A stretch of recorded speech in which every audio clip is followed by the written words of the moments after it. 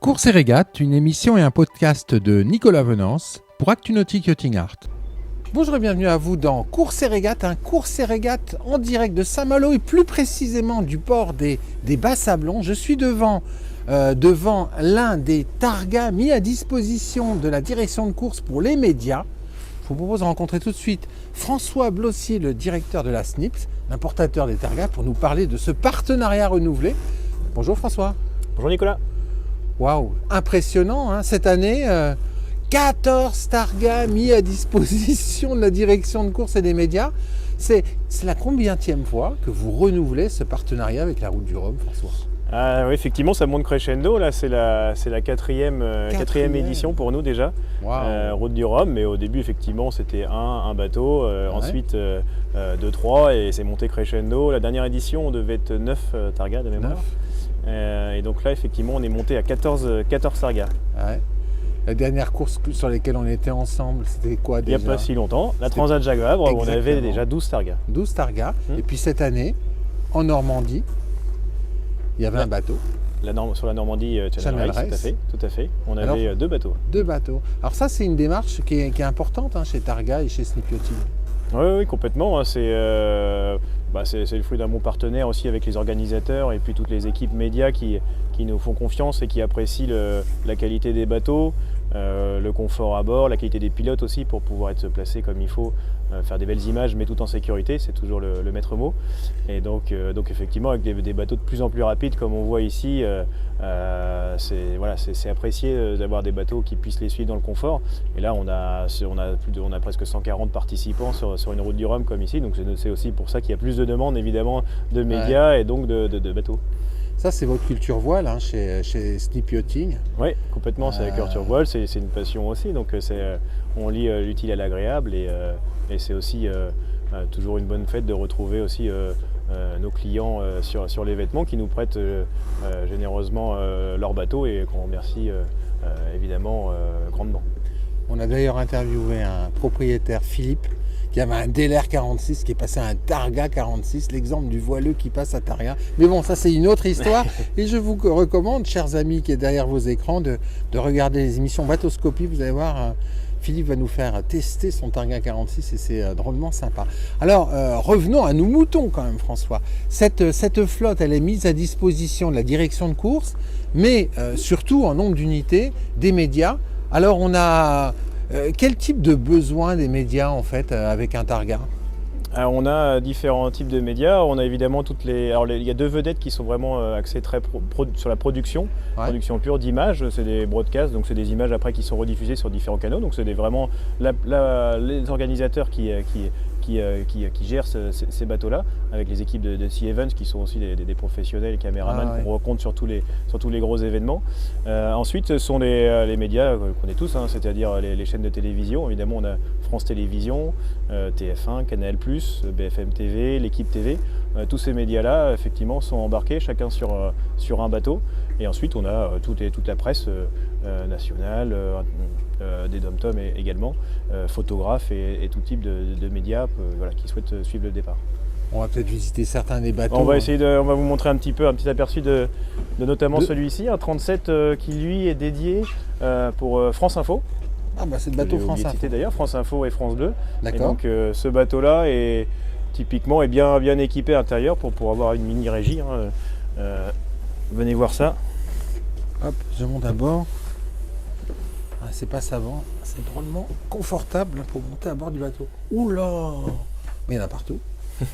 Donc là, effectivement, on a une régie ici où on aura à l'intérieur une présentatrice ainsi qu'un invité qui va décrire en direct sur France Info, France 2, le départ, depuis avec le les bateau. Conseils d'un professionnel avisé que vous découvrirez.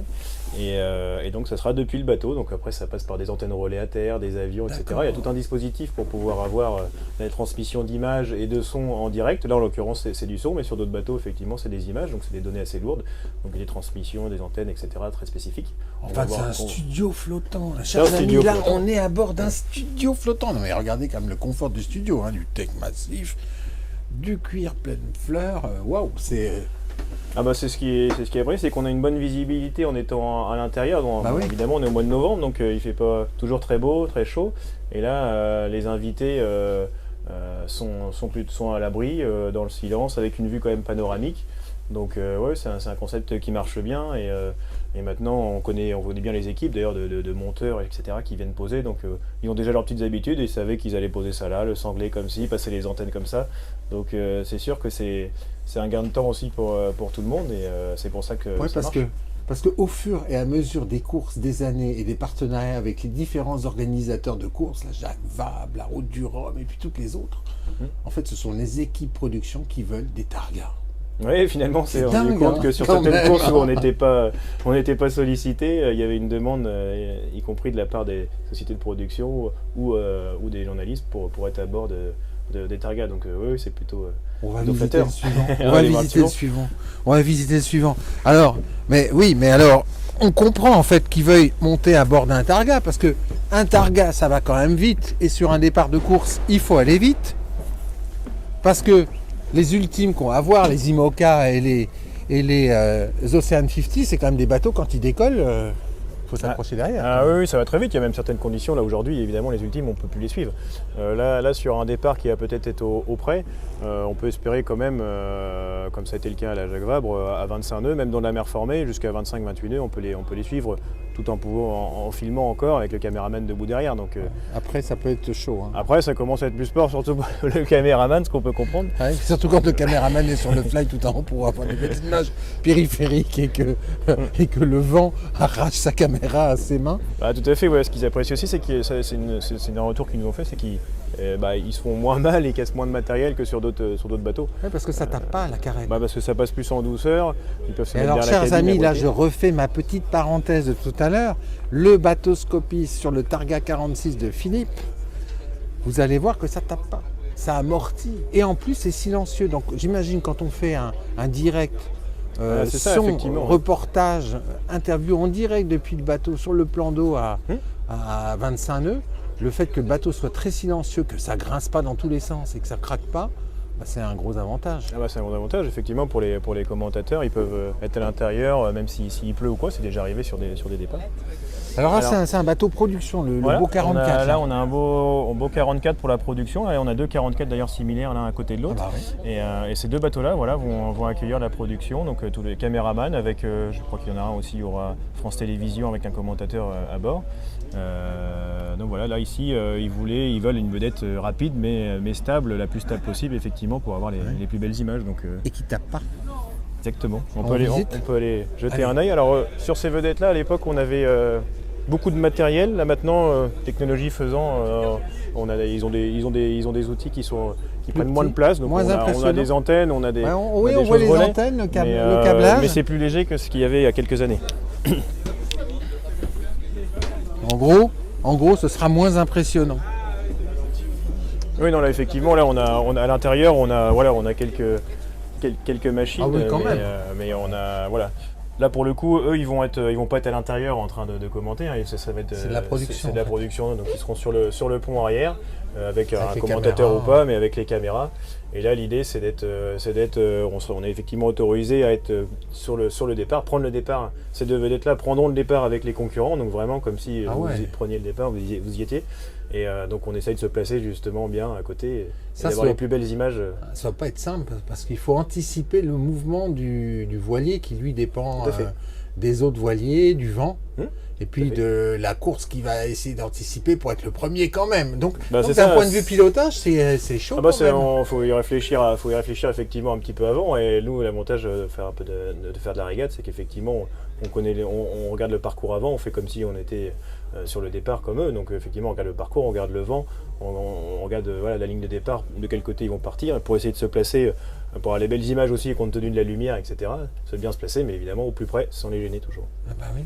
Alors là, il n'y a pas tant de matériel que ça. Non, là effectivement, non, ça reste plus léger sur celui-ci, qui est plutôt chic, confort, luxe, mais qu'on va pas trop exploiter pour le coup à l'intérieur pour son utilisation là sur le départ. Ouais. Mais là c'est vrai qu'un caméraman dans le cockpit, il va avoir tout ce qu'il faut pour pouvoir s'installer, filmer depuis l'arrière le bateau qui va suivre en fait. Ce qu'ils aiment bien surtout, c'est d'être ici en fait. Souvent, il est sur les côtés, ils sont aussi sur les rambardes. D'accord. Ils s'appuient. Ce qu'ils disent, c'est qu'ils peuvent toujours avoir un point d'appui. Alors vraiment, les conditions musclées, ils ont même des personnes qui les tiennent, ils ont un système de sanglage pour vraiment se tenir. Ah oui, parce que ça peut, ça part vite. Ça peut bouger. Et l'avantage, c'est que là derrière, ils peuvent travailler sur tout le champ arrière et latéral. Ah oui.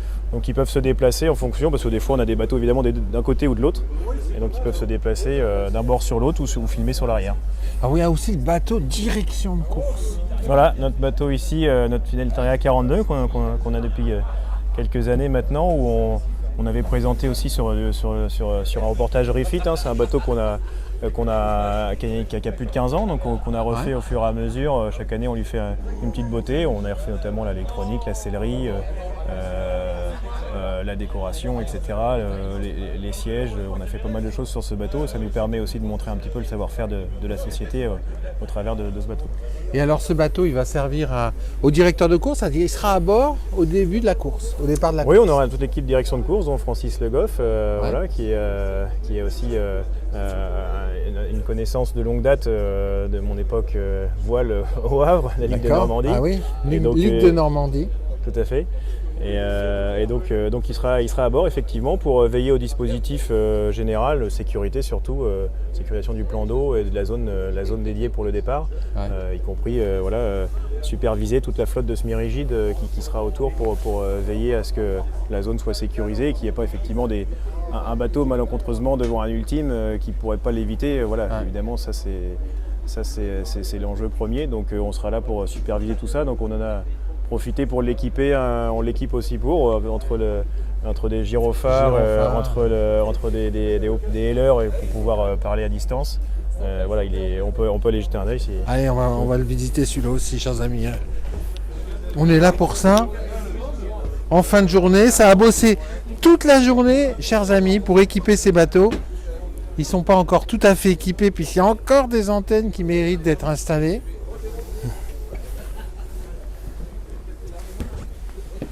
Quel confort pour monter à bord de ces bateaux. Bon, alors là, la direction de course, là, c'est ils vont pouvoir travailler directement aussi. Ils vont être un petit peu à l'intérieur, à l'extérieur. On a reposé même des VHF supplémentaires additionnels en fait pour les canaux privés. Il faut savoir que sur les départs, pour éviter une saturation d'un canal classique VHF, ils communiquent avec des canaux internes privés. Donc voilà, on a fait quelques petites modifications pour avoir tous les bons éléments au moment du départ. C'est incroyable tout ça. Sur un départ, un bateau comme ça, il va décoller à quelle vitesse là? Parce que je me rappelle d'une Transat Jacques Vabre, où à la fin, les seuls bateaux qui suivaient, et c'était pas loin après le départ de course, c'était juste les Targas. Ah oui, ça a été terrible. Sur la dernière édition, effectivement, il y a tout juste un an, là, effectivement, sur Jacques Vabre, c'était très sport et on a réussi à suivre effectivement les ultimes à 25-28 nœuds. J'ai des souvenirs à côté de ces ultimes, Sodebo, etc., où on était même à décoller entièrement. Celui-ci, il est sorti plusieurs fois complètement de l'eau. Et le caméraman toujours debout sur ses appuis derrière. Ils sont habitués, ce sont des professionnels, mais chapeau à eux aussi parce que c'est quand même pas facile. Ouais. Et à 28 voire 30 nœuds dans certaines vagues, on était à côté des ultimes pour que vous puissiez voir justement tous les flotteurs au plus près, parce que c'est vrai que les vues aériennes sont splendides évidemment, mais on a moins cette sensation de vitesse. De vitesse, parce que quand on est près, on voit on complètement. Alors que là, quand on voit les mouvements sur une vedette à côté, on se rend beaucoup plus compte des vitesses, de la sensation du vent, des gerbes d'eau. Donc c'est bien de pouvoir allier différentes images, vue de terre, vue d'hélicoptère et vue de la mer. Je pense que c'est la combinaison de tout ça qui fait que le public peut ressentir au mieux un départ de course comme ça qui effectivement qui est magique. Pour vous, c'est quand même une sacrée organisation, parce que 14 bateaux, c'est 14 équipages aguerris. Tout à fait. Et pas n'importe quels équipages, parce que vous avez notamment toute une équipe issue de la marine marchande. On a des fidèles, amis, effectivement. Je les avais rencontrés au Havre. Tout à fait, on les avait rencontrés, et c'est effectivement toujours cette même équipe qui aujourd'hui sont des pilotes, des personnes qui naviguent sur les gros navires marine marchande. Et effectivement, c'est une bonne partie eux, et puis après l'équipe Snip Yachting accompagnée des propriétaires de Targa qui sont aussi présents sur leur bateau et qui vivent pleinement aussi ces départs. Donc oui, c'est pas mal d'organisation pour veiller à ce que tous les bateaux soient prêts, propres, à leur capacité maximale. On est en fin de saison, donc voilà, il faut aussi vérifier. Ils sortent pas tout juste de révision, c'était plutôt déjà l'hiver dernier.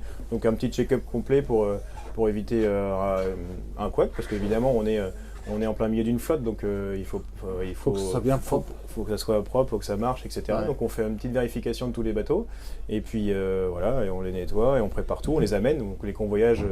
Là, le convoyage, notamment cette semaine, a été plutôt chaud, hein. plutôt sport. Je crois que j'en ai entendu parler de ce convoyage. Conditions très, très fortes, mais effectivement, il fallait bien les amener. Après, il n'y a pas énormément de place ici au Bas-Sablon, donc on ne pouvait pas les amener non plus une semaine ou trop tôt, etc. Donc voilà, ça s'est fait, mais c'est une organisation. En conclusion, c'est un peu de stress et énormément de passion quand même. C'est ça, du boulot. Alors c'est vrai qu'en plus sur les automnes, on a l'impression d'enchaîner un petit peu entre les salons, du Grand Pavois notamment, le les sorties d'eau derrière. Là on a la route du Rhum, on part sur le Salon nautique de Paris, donc effectivement là on a 15 jours pratiquement de travail sur une route du Rhum comme ça. Donc c'est du boulot, mais derrière effectivement c'est un plaisir aussi de pouvoir en faire profiter les organisateurs, le public sur les images, parce que c'est quand même sympathique derrière de voir le travail accompli. Derrière, on regarde les replays, on va dire, et c'est vrai que c'est sympa de voir ce qu'on a sorti. Et puis pour les équipes, effectivement, c'est aussi bien tous les techniciens sont à bord, etc. et profitent pleinement de la chose. Et ça, c'est agréable. Tout à fait. On fera attention aux targas qu'on verra depuis l'hélicoptère. Et puis, quand on regardera les images à la J'espère. télévision, on pensera au caméraman qui était dans le cockpit, retenu par son collègue, à filmer les images. Vous aurez beaucoup l'intérieur. Merci beaucoup, François. C'est moi, merci Nicolas. Voilà, puis moi je vais vous quitter avec un petit panoramique de ce ponton. La nuit tombe et ils continuent d'installer leurs antennes sur les bateaux médias. Voilà, à très bientôt sur Course et Régate.